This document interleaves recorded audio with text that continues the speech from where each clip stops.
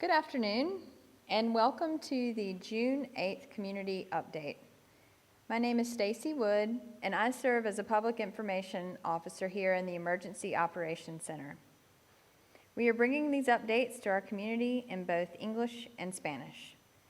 The Spanish language version can be found on the Buncombe County Health and Human Services Facebook page, and that can be found on Facebook at BCHHS. Today's updates include updates from Dr. Mullendor, the Interim Public Health Director and Medical Director here in Buncombe County. And today we'll go ahead and get started with updates from Dr. Mullendor.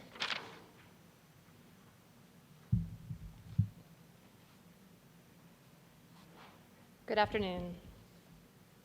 As of noon today, there have been 393 lab-confirmed cases of COVID-19 in Buncombe County residents.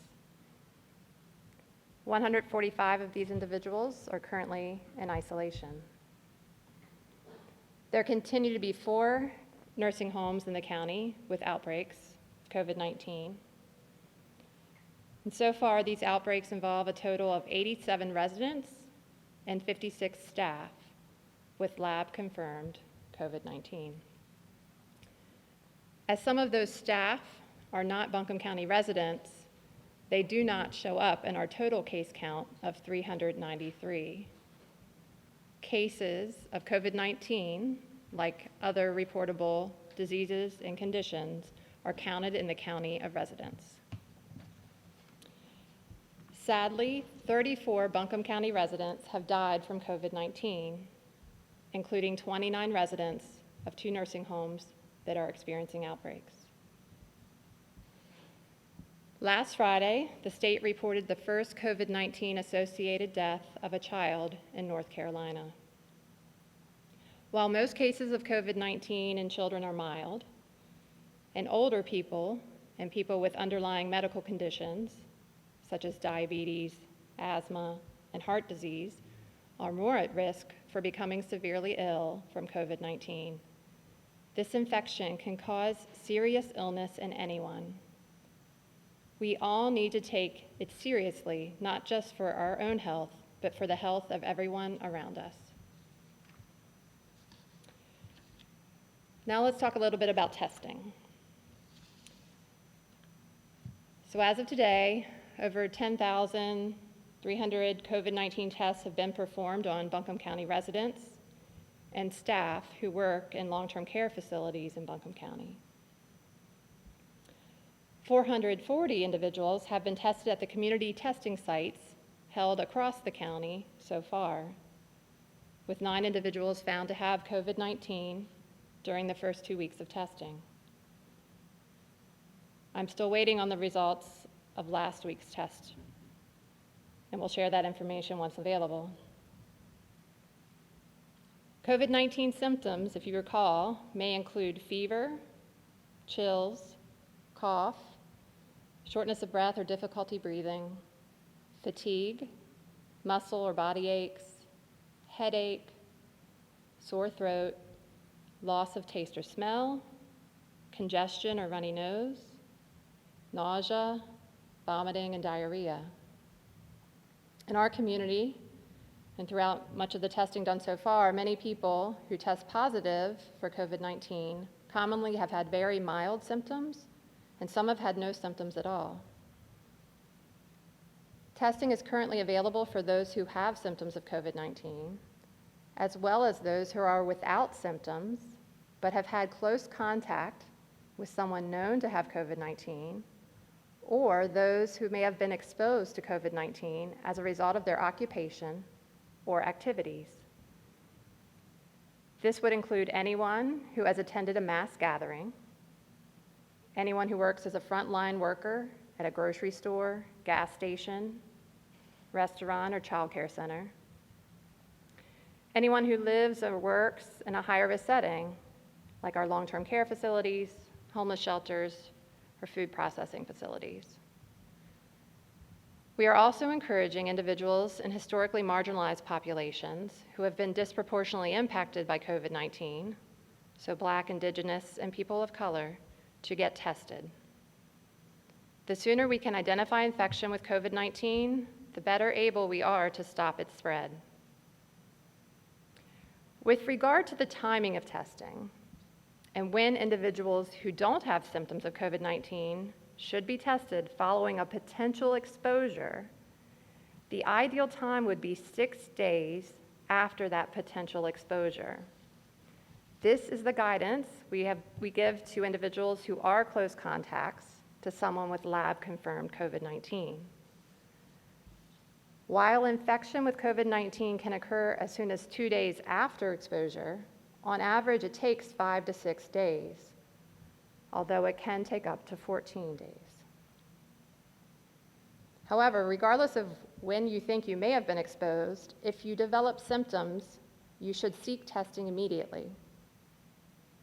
Please contact a healthcare provider if you have symptoms of COVID-19 or meet the criteria for testing.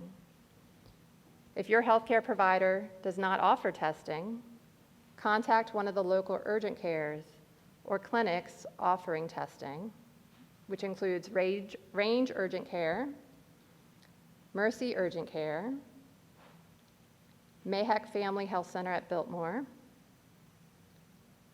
Mission Virtual Health, FastMed, and the CVS on Hendersonville Road. Additionally, community testing is available this week at the following locations. Tomorrow, Tuesday, June 9th, from 1 to 4 p.m. in the Shiloh community at the Friendship Center at 142 Shiloh Road.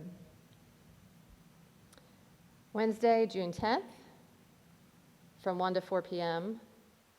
in Arden at the former location of Frugal Backpacker and Carolina Furniture Concepts at 2619 Hendersonville Road.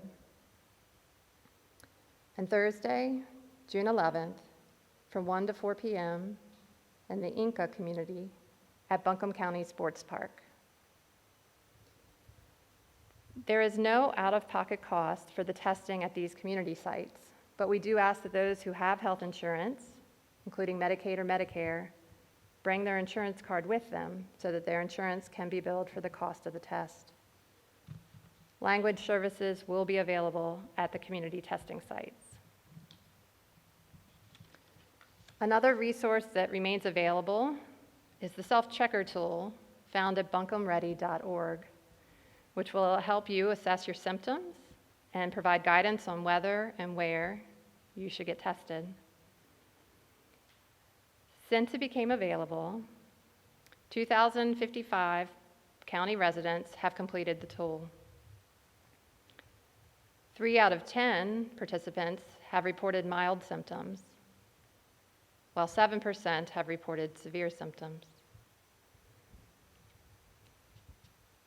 More residents reporting mild or severe symptoms fall into the 18 to 44 age group compared to the 45 to 64 age group. And 9 out of 10 residents have opted to receive a daily check-in by email or phone call. 75% of residents in the mild symptom group reported they were able to obtain testing. And 93% of residents in the severe symptom group reported they were able to obtain testing.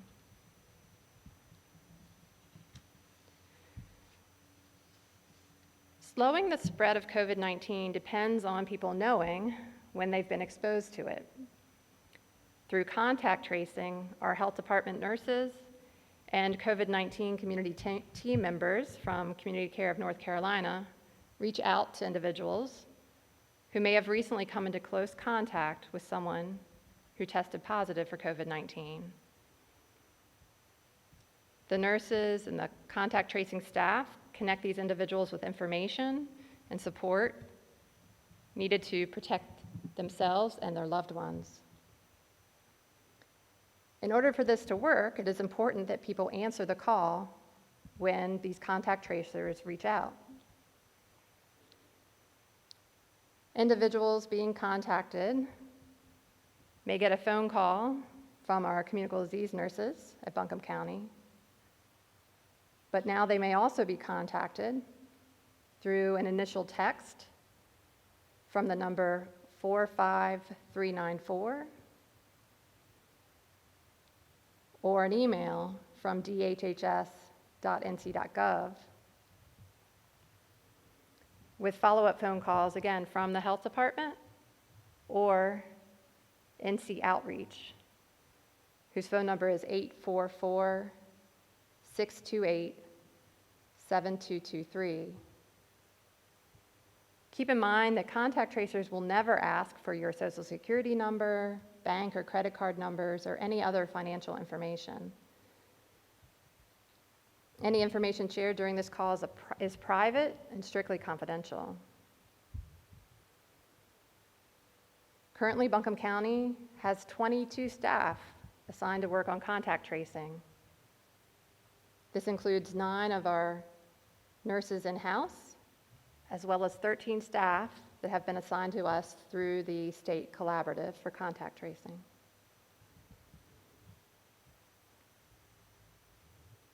As I leave you today, I want to continue to remind you to follow the 3 W's. Wear your face covering, wait 6 feet apart from others outside your immediate household, and wash your hands frequently. Thank you, and stay safe.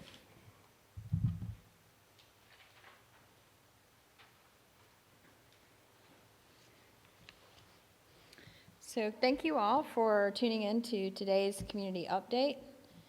Tomorrow from 1 to 2:30 p.m., we are hosting a Let's Talk COVID-19 community conversation that will be focused on the mind, body, and social justice during COVID-19. Confirmed panelists include Dr. Jim Pitts with NAMI, David Thompson of Buncombe County Schools, Reverend Glenda McDowell, Cathedral of All Souls, and Shane Lunsford with MAHEC. You can participate online by visiting, or you can register online by visiting buncombeready.org and clicking on the Let's Talk COVID-19 news article. This event will also be live streamed through Buncombe County Government's Facebook page, and the event will be available in English and in Spanish. Also starting next week, we will begin to scale down the COVID-19 communications to once per week. So next week, a press release will go out on Monday with updates, and we will host a Facebook Live community update on Thursdays at 2 p.m. And this week, the next community update will be held on Thursday, June 11th at 2:30 p.m. So thanks again for staying engaged and for staying safe.